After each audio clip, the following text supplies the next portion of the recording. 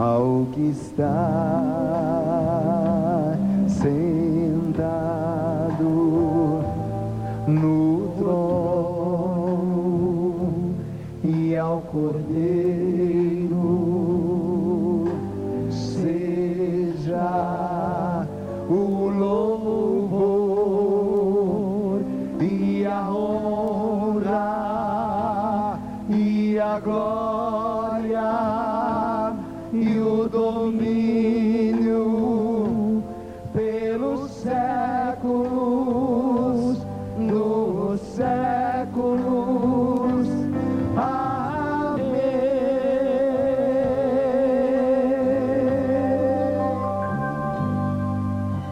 João viu isso acontecendo. Ele já nos viu diante do trono, louvando a Deus dessa forma. Porque você sabe que o livro do Apocalipse é o que João colocou por escrito das visões que Deus lhe deu. Ele estava na ilha de Patmos, enviado por Deus para lá, e Deus lhe deu toda a visão do fim, onde João viu o que acontecia no céu e o que acontecia na terra. E ele vai descrevendo. O livro do Apocalipse é um livro de descrição daquilo que ele viu antecipadamente. Ele já nos viu. Até você pode dizer: João já me viu. Diga: João já me viu louvando a Deus assim, diante do trono, diante do Cordeiro. Eu faço parte daquele coro, e o Senhor está esperando que eu chegue lá para tomar parte neste grande coro que louva a Deus constantemente. Meu irmão, é isso. Deus está esperando por cada um de nós. Nós estamos ainda nessa vida como uma criança está no ventre da sua mãe, e assim como a mãe espera, até a expressão da gente é essa, né? Que a mulher está esperando uma criança, e a mãe diz: eu estou esperando uma criança. E como espera, igualmente Deus está esperando por nós. Nós por enquanto estamos ainda como que num grande ventre materno, aguardando o sermos dados à luz. A nossa vida, por mais longa que seja, ela não é mais do que proporcionalmente o que é o tempo de uma criança no ventre da sua mãe. Porque em comparação com a eternidade, essa vida inteira é muito menos do que o tempo que a criança passa no ventre da mãe. Deus está esperando por nós, e nós iremos fazer parte dessa multidão que João viu sentada, prostrada ali diante do trono, onde estava o Pai e onde estava o Cordeiro, que você sabe é Jesus. E essa multidão cantando diante do Senhor. Cante mais uma vez, pensando nisso. Ao que está sentado no trono e ao Cordeiro seja o louvor e a honra e a glória e o domínio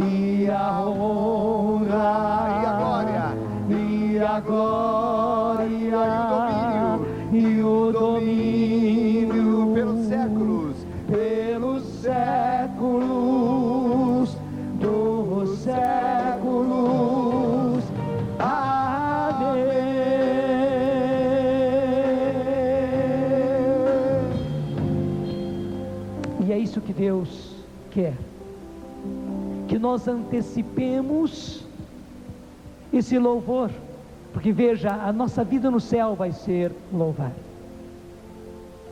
Claro, nós haveremos de viver uma vida, tanto assim que Jesus não costumava falar em céu, nem costumava falar em paraíso. Jesus falava em vida eterna. E vida eterna não é apenas uma vida que vai durar sempre, é muito mais. Vai durar sempre, porque uma coisa que termina não é perfeita, porque termina. Mas vida eterna é muito mais do que apenas ser uma vida que não termina. É a vida em plenitude. Nós vamos viver tudo que o nosso coração aspira, é porque nós vamos viver isso. Nessa terra não tem como, essa terra é muito limitada para os anseios do nosso coração. E por que é que já existem esses anseios no nosso coração? Porque nós não fomos feitos aqui para essa terra, não. Eu repito, nessa terra nós estamos como que no ventre da nossa mãe, é um tempo só. Nós estamos ainda para ser dados à luz, lá vamos viver a nossa vida, é uma vida. Como não dá para descrever para a gente, como não daria também para descrever para a criança o que é a vida aqui fora, a criança não vai entender. Igualmente, não dá para descrever para nós, a nossa cabecinha é muito pequena para saber como é que vai ser esta vida. Então Jesus chamou apenas isso de vida eterna.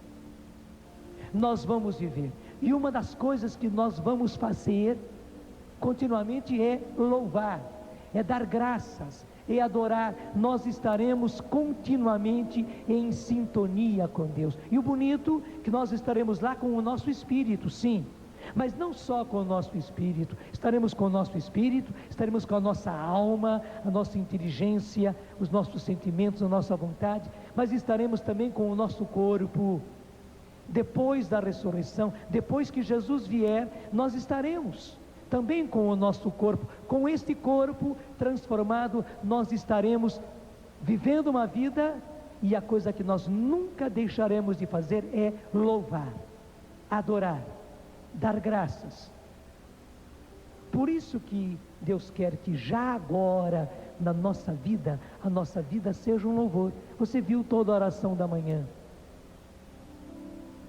A insistência de Deus é que nós nos abríssemos ao louvor. Nessa primeira quinta-feira do novo milênio, é a primeira quinta-feira, não só do ano, não só do século, é a primeira quinta-feira do novo milênio. Portanto, a primeira quinta-feira, dia de louvor, para nós aqui na Canção Nova, é hoje. E Deus está então, desde amanhã, insistindo para nós louvarmos e termos uma vida de louvor. Para você perceber que é assim, pega comigo, primeira carta aos Tessalonicenses, capítulo 5, versículo 16, pega comigo, primeira carta aos Tessalonicenses, capítulo 5, a partir do versículo 16. Cada uma dessas frases é importante. Primeira frase, e é um versículo: estais sempre contentes. E a Bíblia acabou tendo um versículo só para dizer isso. Claro, você sabe que quando foi escrito não havia versículo e capítulo, foi feito depois. Mas é interessante, também o Espírito Santo teve uma ação quando se dividiu a Bíblia em capítulos e versículos. E aí está um versículo precioso. O Espírito Santo reservou esse versículo só para dizer isso: estai sempre contentes, estai sempre alegres, estai sempre alegres, estai sempre contentes. Já já a gente volta, porque você certamente está diminuindo, mas como é possível estar sempre alegre?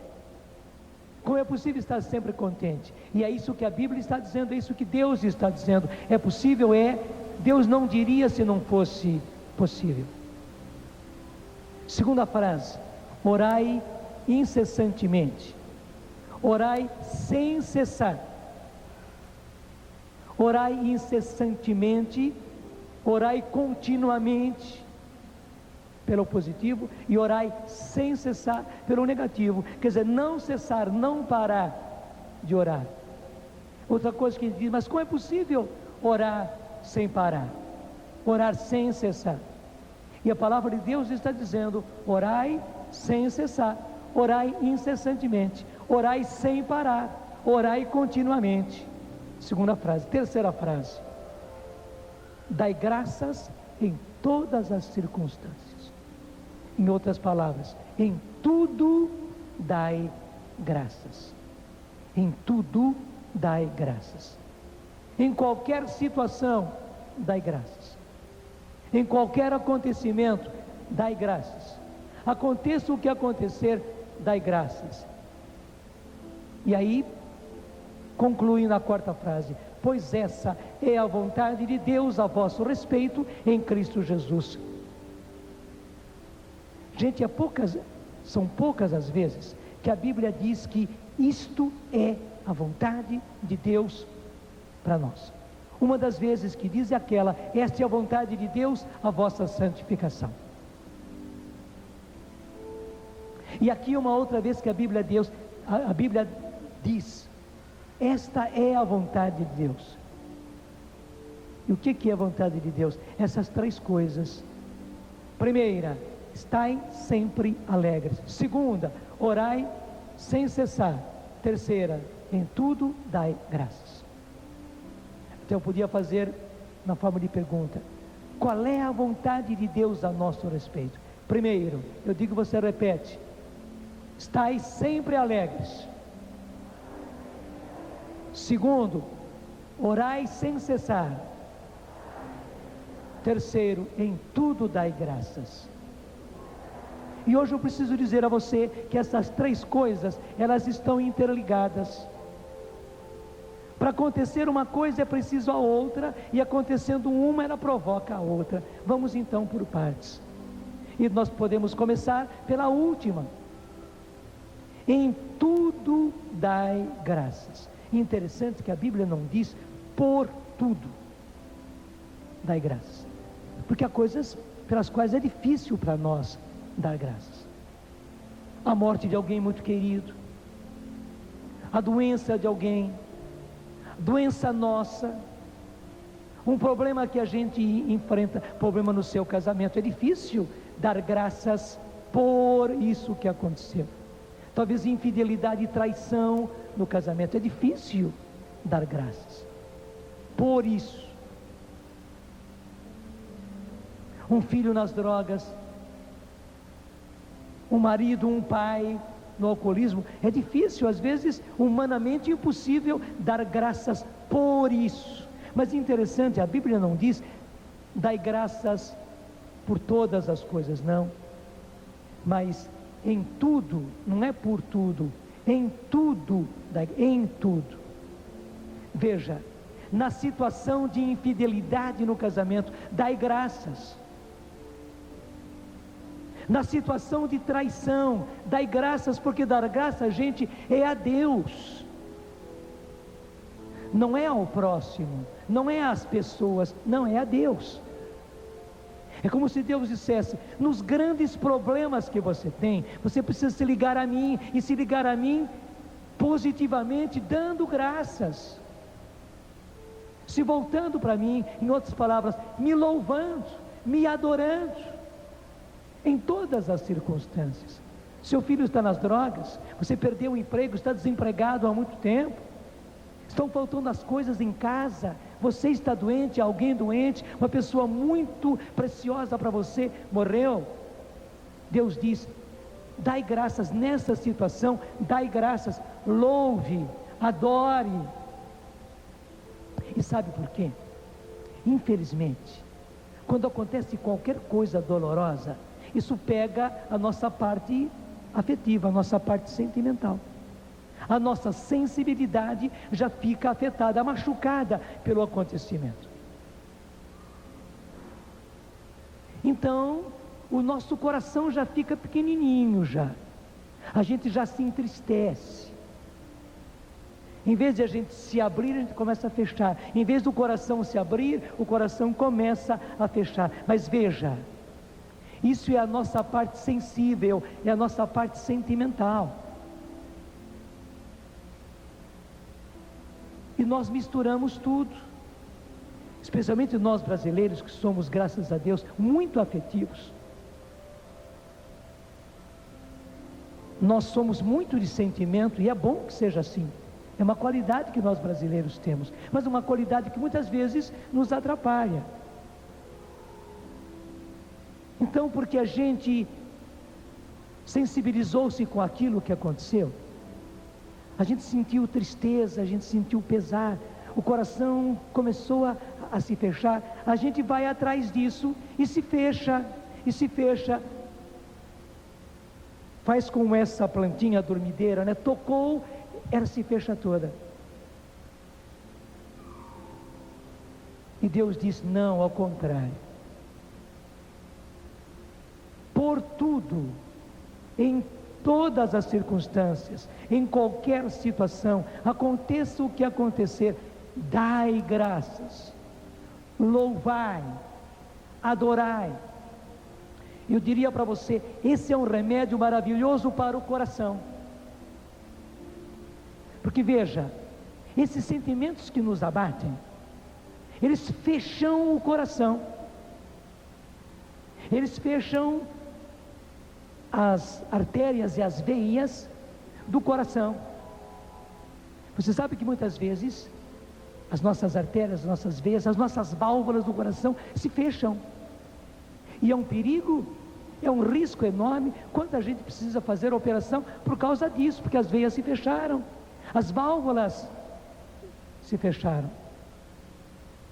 Gente, esses sentimentos, e nós somos muito de sentimento, fecham o nosso coração. E impressionante, assim como quando uma válvula, quando uma veia fecha, isso começa a irrigar menos o coração, começa a dar problema, a pessoa começa a ficar doente e corre risco, e a pessoa está caminhando para a morte e pode morrer. Antigamente, quando não havia essas operações, quanta gente morreu do coração. Hoje, graças a Deus, existem todas essas operações e cada vez mais facilitadas, mas antigamente não. Também psicologicamente, também espiritualmente, nós acabamos morrendo para a vida. E quanta gente morrendo para a vida justamente por causa dos sentimentos, por causa do problema de casamento, por causa do problema de alcoolismo, por causa do problema do filho, por causa do problema da filha. Então a pessoa se abate, a pessoa se fecha, a pessoa fica contristada, a pessoa fica pesarosa, a pessoa se decepciona, e o coração começa a fechar, as válvulas começam a se fechar, o coração vai ficando mirradinho, e a pessoa vai morrendo, até no semblante, ela vai morrendo, ela vai ficando sem vida, a pessoa não tem tranquilidade, a pessoa não tem paz, o problema toma conta da pessoa, a pessoa não dorme, ou não dorme bem, a pessoa não come bem, não tem apetite, vai morrendo, e Deus vem dar a nós a receita certa. Em tudo dai graças. Você está no maior sufoco por causa do desemprego, porque perdeu no negócio, os negócios deram errados, você está endividado, sem saber o que fazer. Talvez seja muito difícil, talvez até para você impossível dar graças por isto, mas Deus não manda dar graças por isso. Você dizer: ah, meu Deus, eu te dou graças por isso que aconteceu. Deus não manda isso. Deus está dizendo: em tudo dai graças. Nessa situação que você está, claro, o seu coração está pequenininho, porque os negócios deram errado, mas você dá graças a Deus, quer dizer, você louva a Deus, você adora a Deus, você se abre para Deus. E bonito, na hora que você se abre para Deus, o seu coração se abre.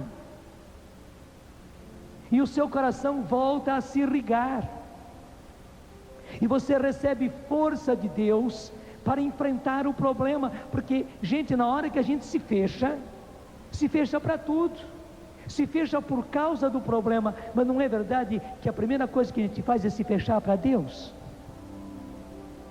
Na hora da decepção, na hora da dor, na hora da tristeza, a gente não reza,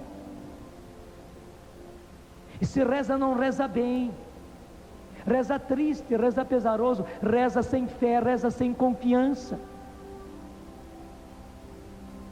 Quantas vezes, por causa de acontecimentos, a gente, sem dizer que é assim, fica de mal com Deus, e muitas vezes nós tomamos consciência e dizemos: eu fiquei de mal com Deus. Faleceu alguém muito querido para você?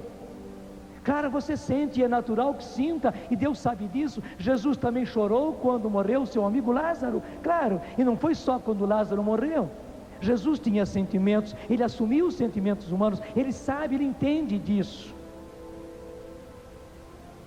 Só que a gente, diante de um fato como esse, já fica de mal com Deus, achando que Deus foi culpado, Deus não devia ter feito isso, como mil coisas. Mas mesmo que não seja pensado assim, os nossos sentimentos nos põem afastados de Deus. A gente se torna indiferente. Se não ficou de mal para valer, a gente fica indiferente, longe de Deus. E tem gente que fica de mal mesmo, até coisas assim: não vai à igreja, não vai à missa, não se confessa mais, não comunga mais, não reza mais. Eu não estou criticando, eu estou dizendo como é que a coisa é, como é que a coisa acontece. Isso nos faz um mal tremendo.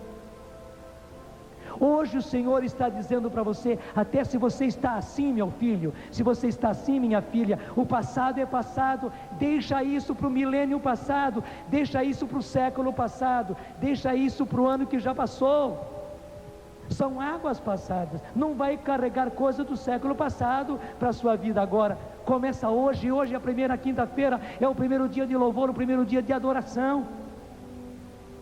Acaba com isso, embora você tenha ainda dificuldade, porque o coração ficou apertadinho, começa a louvar, e foi isso que Deus fez desde o começo da oração que nós tivemos aqui. Vai fazer na hora da adoração, quando Jesus vier na Eucaristia, e durante o dia todo até a missa, Ele vai nos levar ao louvor, vai nos levar ao louvor, vai nos levar à adoração, porque você precisa, ainda mais se você chegou a esse estado de estar de mal com Deus, ou pelo menos indiferente com Deus, longe de Deus. Você precisa irrigar o coração. Em tudo dai graças, em tudo dai graças. Porque eu acabava de dizer, quando a gente está assim, a primeira coisa que a gente faz é não rezar. Veja a frase anterior, a frase que vem antes de em tudo dai graças, é: orai sem cessar. A palavra de Deus manda a gente rezar sem cessar, rezar sempre, rezar continuamente. Em outras palavras, rezar em qualquer situação, mesmo na tristeza, mesmo no luto, mesmo no problema, mesmo nas dívidas, mesmo desempregado, louvar a Deus, mesmo doente, rezar sem cessar, rezar sempre, rezar em toda a situação. E a primeira coisa que a gente faz, infelizmente, é deixar de rezar. E Deus está dizendo: então, meu filho, minha filha, abre o coração, me louve, me adore, porque eu estou acima de todos os problemas. Aí agora vem o importante: Deus está acima de todos os problemas. Eu digo em outra linguagem: Deus é soberano sobre todas as situações. Ele está além de todas as situações. Ele é soberano sobre tudo isso, e mais do que isso, Deus está no controle de todas as coisas. Ele está no controle de todas as coisas. Às vezes nós pensamos que Deus perdeu o controle, como a gente às vezes perde o controle do carro. Às vezes a gente perde o controle da própria vida financeira, e quantas vezes acontece isso? Às vezes a gente perde, isso também é mais frequente ainda, a gente perde o controle da casa, o controle dos filhos. não tem mais controle sobre os filhos, não tem mais controle sobre a educação dos filhos, não tem mais controle sobre a casa. E a gente pensa que Deus perdeu o controle dos acontecimentos. São tantas situações, são tantos problemas, a gente pensa, Deus perdeu. Não, Deus não perdeu o controle, ao contrário, Ele está no controle de todas as coisas. Apenas que Deus, porque é amor, Ele respeita a nossa liberdade. Mas mesmo respeitando a nossa liberdade, Ele não perde o controle. Ele até deixa que a gente vá seguindo a própria liberdade, sem perder o controle de nós, sem nos perder de vista.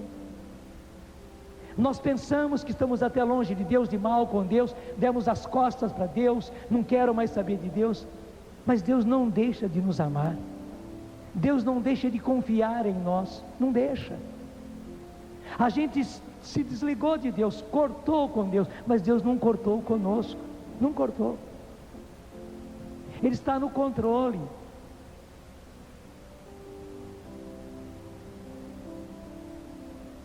Nós dependemos de Deus, e Ele está ligadinho conosco, ligadinho, só que Ele respeita a nossa liberdade, Ele respeita a nossa liberdade. Ele sabe que mais dia menos dia, a gente vem.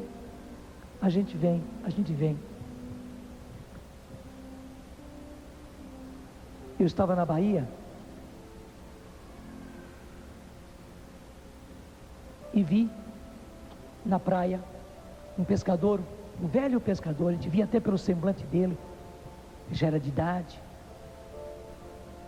aquele tipo de pele tostada de pescador. Depois de uma conversinha eu soube que ele era pescador mesmo, até mesmo de enfrentar o mar, de pescar lá com grandes redes. Mas aquele dia ele estava pescando com vara, e eu assisti, gente, durante mais de meia hora, o pescador controlando um peixe que foi fisgado. Demorou mais de meia hora aquilo. Ele disse, esse peixe é grande.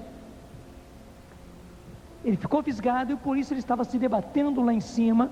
Se o pescador quisesse puxar, não ia conseguir, ou ia escapar do anzol, ia arrebentar a boca do peixe. Então o pescador foi só controlando, ele soltava a linha. Me lembro que ele tinha bastante linha, ele soltava a linha, deixava, o peixe estava preso, estava ligadinho. Daqui a pouco ele dava a manivela, ia juntando a linha, ia puxando o peixe. De repente o peixe dava uns botes lá na frente, puxava, ele soltava a linha. Foi mais de meia hora de luta, mas uma luta suave, veio trazendo. Quando ele puxou, era um peixe desse tamanho, pego no anzol, na linha. Eu pude ver toda a arte daquele pescador. Quando ele pegou para fora, o sorriso dele, a realização dele, como eu fiquei assistindo, né? Também ele se sentiu realizado de poder mostrar para mim como é que a coisa era. E para mim foi uma lição maravilhosa. Entre tantas outras coisas que eu aprendi, Deus procede conosco assim.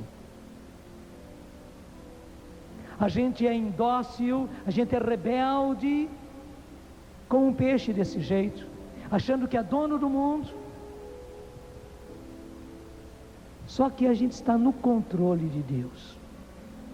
Não tem por onde. Deus nos ama e não vai deixar de nos amar. Ele nos fisgou com o seu amor. A gente até pode dizer, não amo Deus coisíssima nenhuma, não quero saber dele. Ele fez isso para mim e tal. Se ele me amasse, ele não faria isso e mais aquilo. E a minha vida, desde a minha infância, e a pobreza que eu passei, o que eu vivo agora, né? Deus me ama coisíssima. Nós podemos dizer tudo isso, mas que Ele ama, Ele ama. Ele já nos fisgou com o amor dele. Ele sabe que mais dia ou menos dia a gente vai chegar. Claro, se aquele peixe se debate demais, ele é que sofre. Imagina a boca do peixe com o anzol lá, se machuca, dói, sai sangue. A gente também. O fato de a gente se debater, a gente se rebelar, a gente se insurgir, se revoltar. Quem se machuca somos nós. Quem se fere somos nós. Deus tem dó, inclusive, da gente estar se debatendo e se machucando à toa. À toa.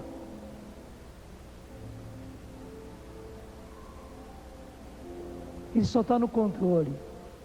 E saiba, não é só com você, é com o seu marido também. Talvez você fica preocupada com o seu marido, a vida dele, os problemas dele, alcoolismo dele, infidelidade dele, traição dele, não sei, mil coisas, irresponsabilidade dele, joga, bebe, mil coisas. Saiba, Deus ama o seu marido muito mais do que você. Deus se preocupa pelo seu marido muito mais do que você. Ele está também já no anzol do amor de Deus. Deus fisgou a ele no seu anzol. Ele está se debatendo, ele acha que é o tal, ele acha que é um peixão, que faz o que bem entende, mas já está preso, fisgado pelo amor de Deus. Está sofrendo naquilo tudo que faz. Acha que é o tal, mas está sofrendo. E Deus está no controle, no controle, no controle, no controle. Mesma coisa com o seu filho, talvez agora por ser jovem, por ser adolescente, rebelde, talvez a sua filha revoltada, e entra em mil experiências e faz mil coisas erradas. Isso preocupa você, isso deixa você no chão, e o seu coração fica pequenininho, e com isso você não reza, e com isso você não dá graça. Não, ao contrário. Veja então, por que é que você precisa dar graças? Porque Deus é soberano sobre todas as situações. Deus está no controle. Deus é como aquele pescador, e muito mais do que aquele pescador. Então, na hora que você dá graças a Deus, meu Deus, eu não entendo, mas eu te dou graças, eu te louvo, Senhor, eu te adoro. Tu estás acima de tudo isso, Tu és soberano sobre tudo isso, Tu estás no controle de tudo isso. Senhor, eu queria acabar de uma hora para outra com isso. Eu queria pegar o meu filho e botar o meu filho no lugar. Eu queria pegar o meu marido e trazer o meu marido de volta. Eu queria acabar com esse alcoolismo do meu marido. Mas eu sei, Senhor, o Senhor está no controle, o Senhor respeita a nossa liberdade.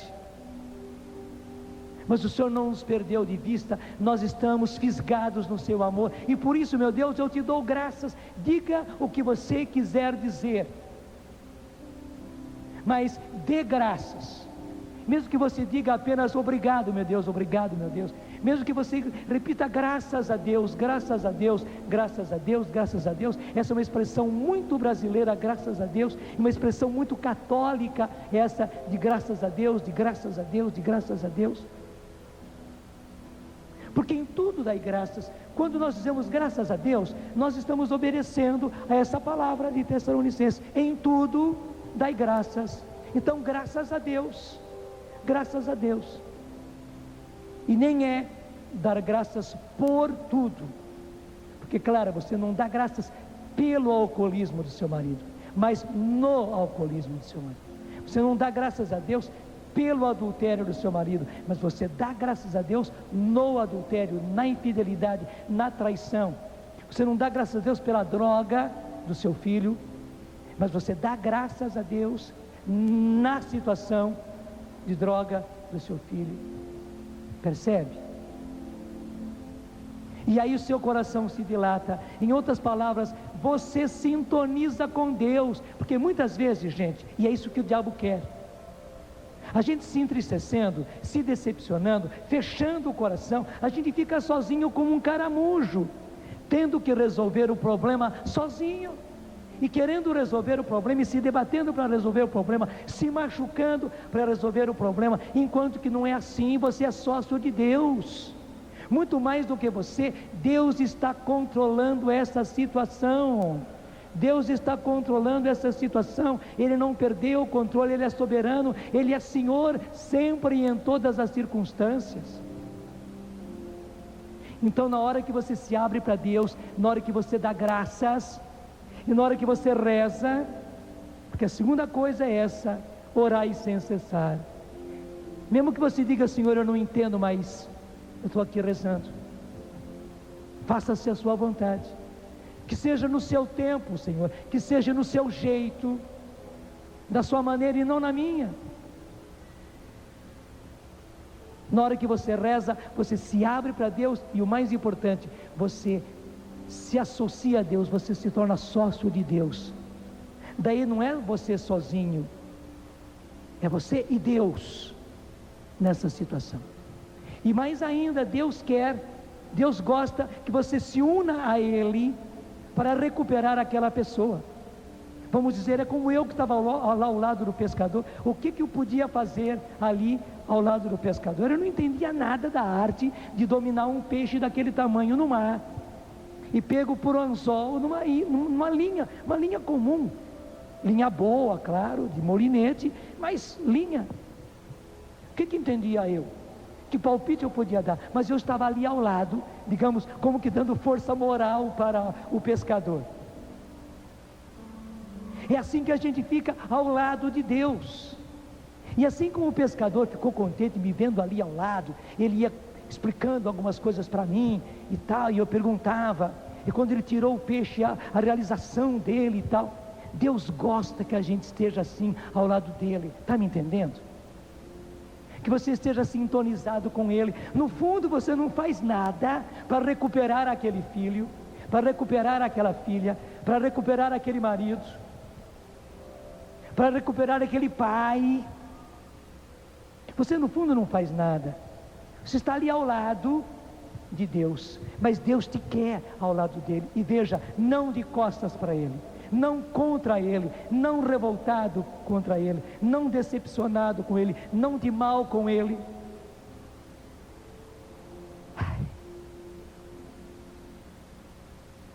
Eu não fiz o propósito.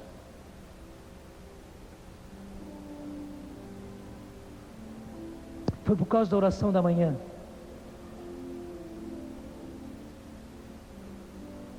Mas eu vejo que, já fiquei sentadinho aqui, para dizer para você, acho que hoje, eu tiro esse acho, hoje é um dia de a gente fazer as pazes com Deus.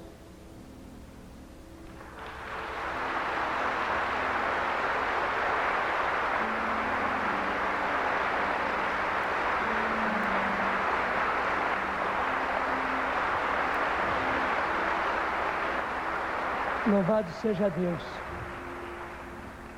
Numa linguagem muito arrojada, hoje é dia de a gente perdoar Deus. Quem somos nós para perdoar Deus, né? Mas desculpe, a gente é tão tolo, tão ingênuo, que a gente se põe de mal com Deus. Ele não se põe de mal com a gente, nunca. A gente se põe de mal com Deus, a gente se indispõe com Deus, a gente se revolta com Deus, a gente fica de mal com Deus, a gente corta relações com Deus, não quero saber. E veja, a gente foi um peixe desse jeitinho também, e Deus controlou,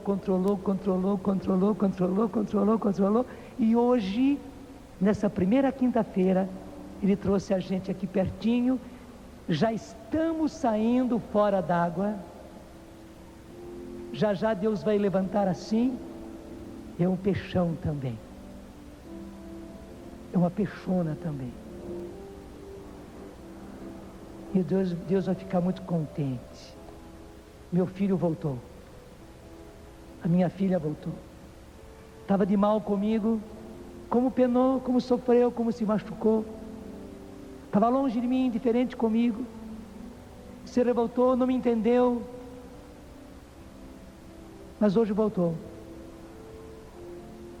Que bom que o meu filho voltou, que bom que a minha filha voltou. E aquilo que Jesus disse, há mais alegria no céu para um pecador que se converte, porque 99 que não precisam de conversão. Da mesma forma, na sua volta, Deus fica mais contente com um filho que volta do que com 99 que não precisavam voltar. Eu não sei se você estava lonjão de Deus, ou se você estava só longinho de Deus, mas a impressão que eu estou tendo é que muita gente aqui está precisando fazer as pazes com Deus.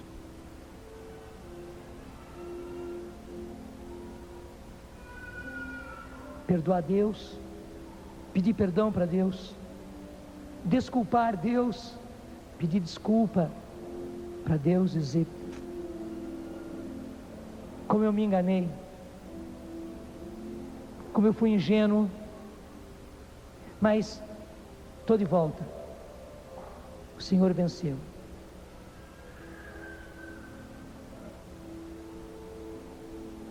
Você tem uma música? Eu não sei, não sei o tom. Eu canto e depois você pega o tom. Seduziste-me, Senhor, eu me deixei seduzir numa luta desigual. Dominaste-me, Senhor, e foi tua vitória. Seduziste-me, Senhor, eu me deixei seduzir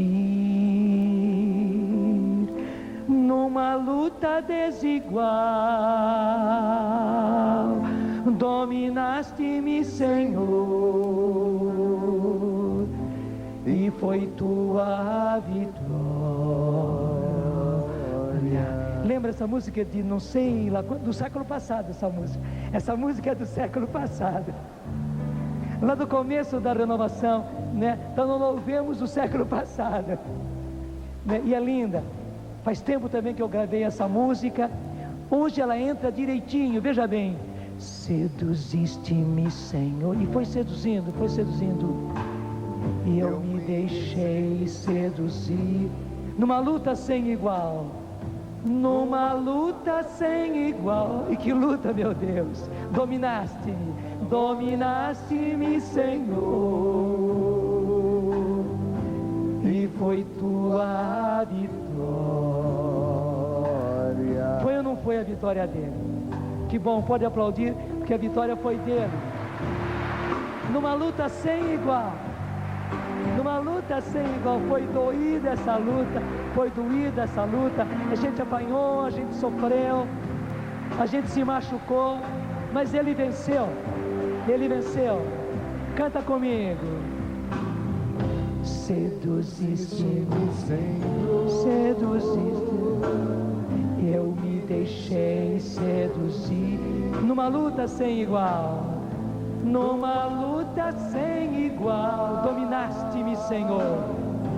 Dominaste-me, Senhor, e foi tua vitória.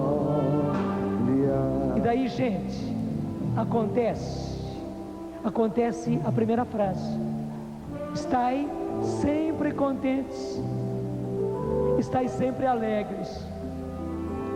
Não é verdade que a primeira coisa que acontece com a gente, quando a gente fica de mal com Deus, a gente perde a alegria? E é impressionante, uma tristeza que a gente não sabe de onde pega a gente, porque é igualzinho sol e nuvem, é igualzinho, é sol e sombra. Você está no sol, o sol, é iluminado, é quente.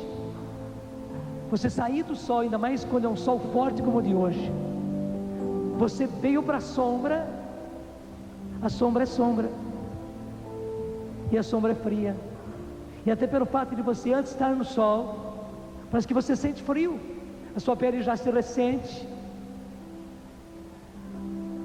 A primeira coisa que acontece quando a gente sai de Deus, Deus não sai da gente, o sol não saiu do lugar, a gente que saiu do lugar.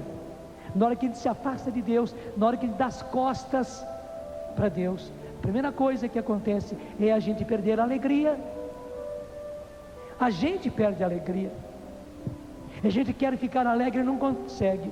A gente faz mil coisas, dá gargalhada, até bebe umas e outras, faz até coisas extravagantes para sentir-se contente, mas o que a gente faz é gargalhar, é passar os momentos, mas a alegria mesmo a gente não tem.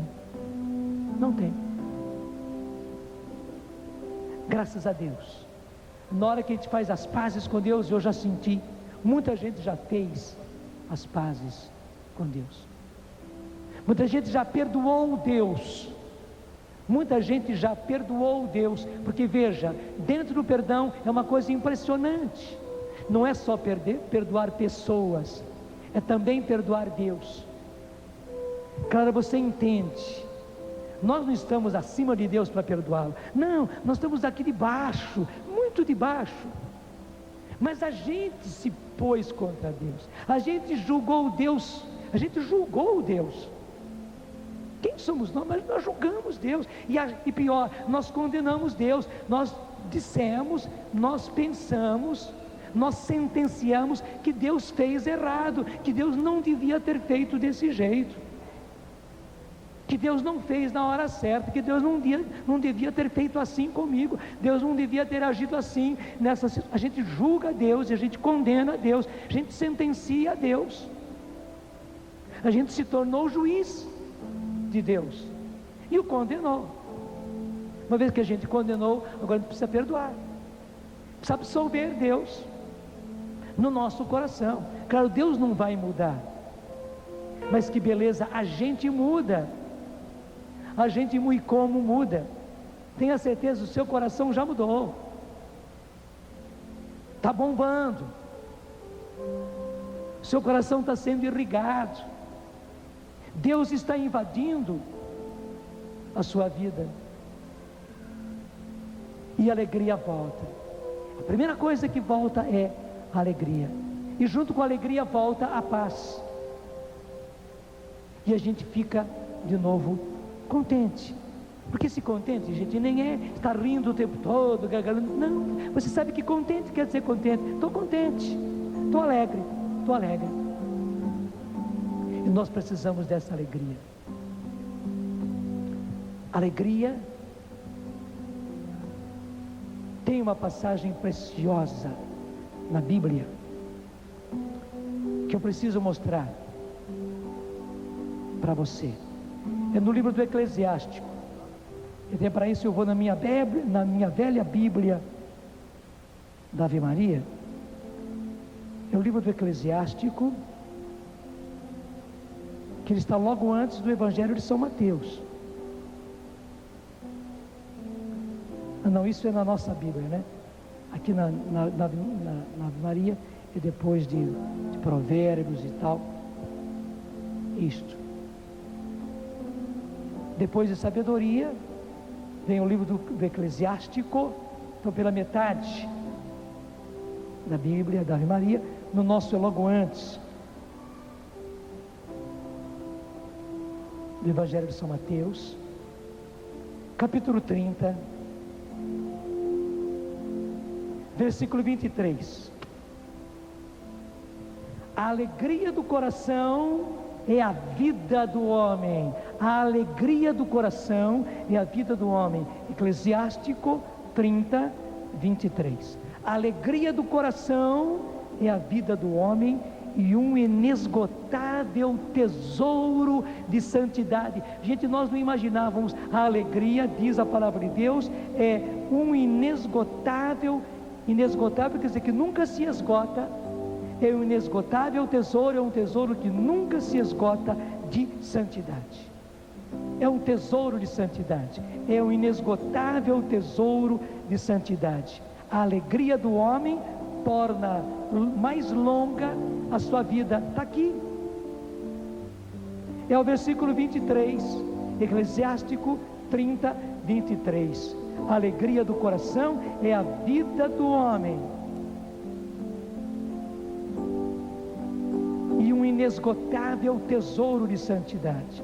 A alegria do homem torna mais longa a sua vida. Agora veja o versículo anterior: não entregues a tua alma à tristeza, não atormentes a ti mesmo em teus pensamentos. Passa agora para o 24, soltando essa alegria. Quando falta alegria, gente, o 22 pula logo para o 24. Tem compaixão de tua alma e torna-te agradável a Deus e ser firme. Concentra teu coração na santidade e afasta a tristeza para longe de ti, pois a tristeza matou a muitos. É palavra de Deus, não é palavra de Padre Jonas, não. Aquilo que eu dizia antes, que a tristeza porque a gente se decepciona, porque a gente fica de mal com Deus, que vai apertando o coração igualzinho veia que está entupida. Está aqui. Pois a tristeza matou a muita gente, e não há nela utilidade alguma, não há nenhuma utilidade nela, pelo contrário, a tristeza matou a muita gente, matou a muita gente. Então, afasta a tristeza para longe de ti, afasta a tristeza para longe de ti. De que jeito afastar a tristeza? Do jeito que eu falei, a palestra veio vindo, até agora. É assim que a gente afasta a tristeza. E fixemos-nos agora no versículo 23. Eu vou dizer e você vai repetir: a alegria do coração é a vida do homem, e um inesgotável tesouro de santidade. A alegria do homem torna mais longa a sua vida, torna mais longa a sua vida. A alegria do homem torna mais longa a sua vida. Por isso, afasta a tristeza para longe de ti. Em outras palavras, aquilo que disse a carta de São Paulo aos Tessalonicenses, capítulo 5, versículo 16. Um versículo: estai sempre alegres, estai sempre alegres. Veja que beleza, a ligação entre Tessalonicenses e Eclesiástico. Estai sempre alegres. Por que é que Deus nos quer sempre alegres? Porque está aqui: a alegria do coração é a vida do homem, é um inesgotável tesouro de santidade. A alegria do homem torna mais longa a sua vida. Por isso Deus quer que nós estejamos sempre alegres. E para estar sempre alegres, em tudo dai graças, em tudo dai graças, e orai sem cessar.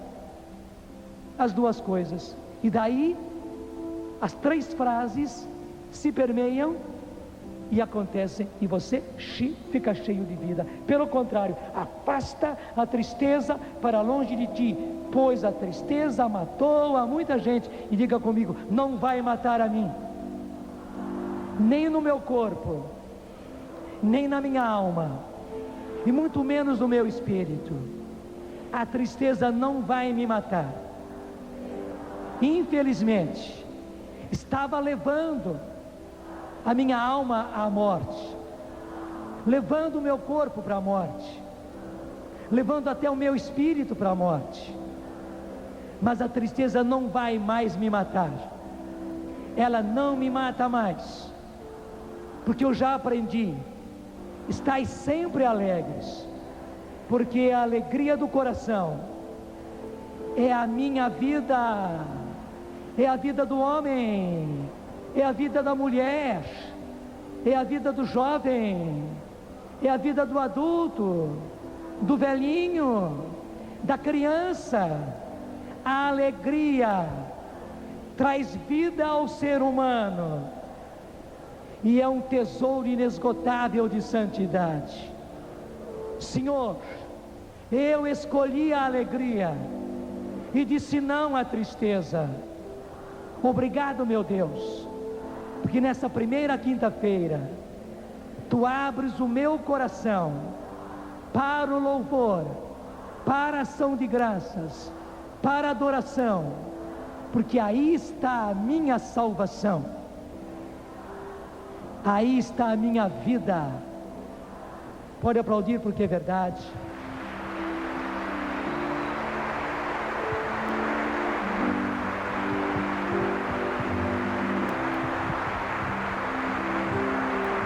Seduziste-me, Senhor, Eu me deixei seduzir numa luta desigual, numa luta desigual, dominaste-me, Senhor, e foi tua vitória. Dá uma subidinha do tom. Seduziste-me, Senhor,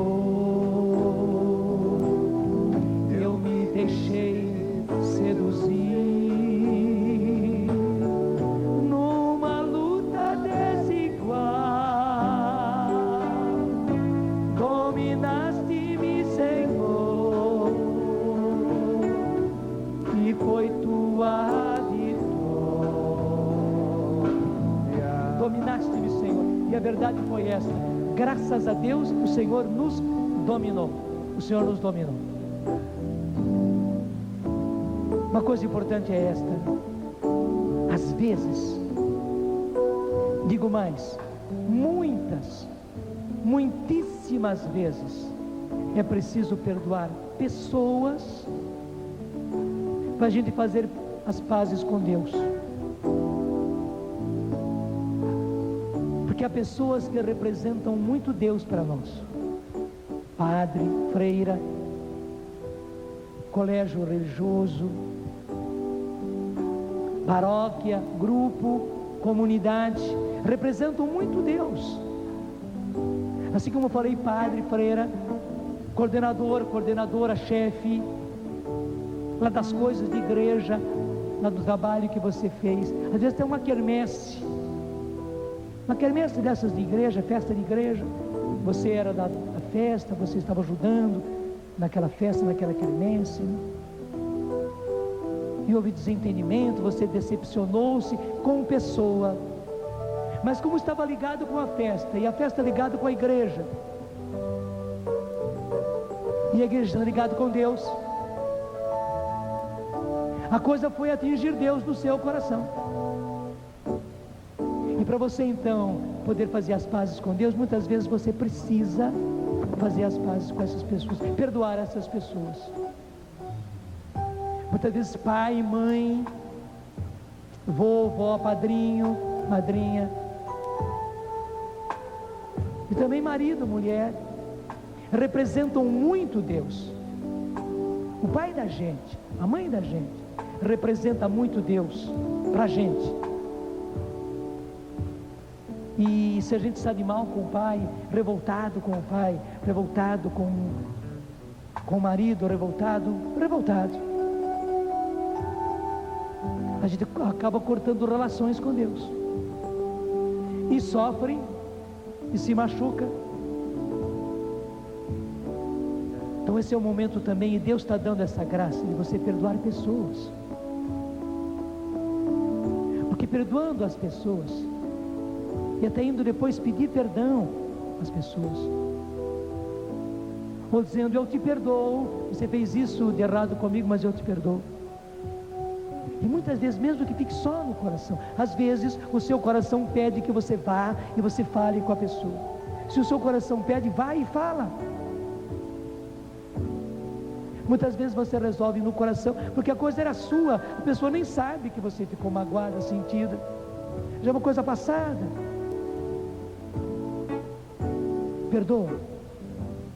Deus está dando a você a graça de perdoar, e dando a você a graça de perdoar. Você perdoa pessoas, você perdoa situações da sua vida, você acaba perdoando igreja, você acaba perdoando Deus, e você volta para Deus, você volta para a igreja, você volta para a vida, o seu coração volta a se irrigar, você desterra a tristeza da sua vida, você volta à alegria, você volta à vida, porque do contrário você estava morrendo. Muito obrigado, Senhor, que estás dando a graça a cada um desses meus irmãos e irmãs de fazer isso. É graça sua, Senhor. O Senhor está dando a graça, e nós estamos nos decidindo, nós estamos abrindo o coração, Senhor, para perdoar pessoas, perdoar determinada pessoa, perdoar situações, fatos, acontecimentos. Às vezes a gente não quer incriminar pessoas, mas ao fato, ao acontecimento, aquilo que aconteceu. E obrigado, Senhor, porque muitos estão perdoando. A gente com isso acaba perdoando igreja, perdoando educação, que a gente foi educado em colégio religioso, acaba perdoando comunidade, movimento, e acaba te perdoando, Senhor. E obrigado porque muita gente está te perdoando, muita gente está pedindo perdão, Muita gente está fazendo as pazes, e como o Senhor sempre esteve em paz conosco, o Senhor nunca se revoltou contra nós, o Senhor nunca deu as costas para nenhum de nós. Na hora que nós estamos nos voltando para Ti, já nos encontramos no Teu abraço. Muito obrigado por isso, Senhor, porque os primeiros beneficiados somos nós mesmos. Obrigado pela grande graça do dia de hoje. Derrama, Senhor, porção dobrada do Teu Espírito sobre cada um de nós. Derrama, Senhor, porção dobrada sobre o coração de cada um, porque o mais lesado, o mais atingido foi o coração. Mas também derrama o Espírito Santo, Senhor, sobre a nossa vontade, que foi rebelde, a nossa vontade que não queria fazer as pazes, não queria sair dessa situação, não queria sair da revolta. Muito obrigado, Senhor, porque derrama o Espírito Santo também sobre a nossa mente, os nossos pensamentos, porque os nossos raciocínios, Senhor, raciocinavam e nos punham longe, cada vez mais longe. Isso tirava a nossa coragem de não dar os passos. Mas hoje, Senhor, tudo terminou. Dominaste, Senhor. A luta foi desigual, mas o Senhor me dominou e foi Tua a vitória. Muito obrigado, Senhor, pela Tua vitória. Eu me entrego vencido, mas me entregando vencido, eu sou o primeiro vencedor junto contigo. Derrama o Espírito Santo sobre tudo isso e eu posso dizer: vencido, eu sou mais do que vencedor, porque o amor me venceu. Quando o amor me vence, eu sou vitorioso. Seduziste-me, Senhor,